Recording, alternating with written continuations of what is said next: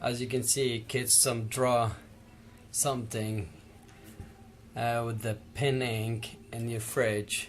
The easy way to remove these is you need a toothpaste, you need bicarbonate soda. What you do, you put it in a pot, little bit, open the toothpaste, put a little bit, mix it up, and then use it. As you can see, it's already mixed up. Now we use it on this.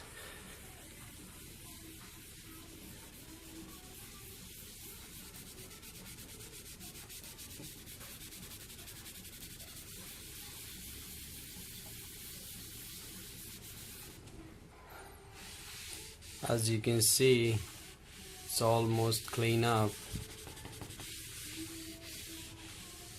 What you do, when you put it, just leave it for a while, like 2 minutes. Then you just use tissue or any kind of sponge, gently with a little bit force. That's it.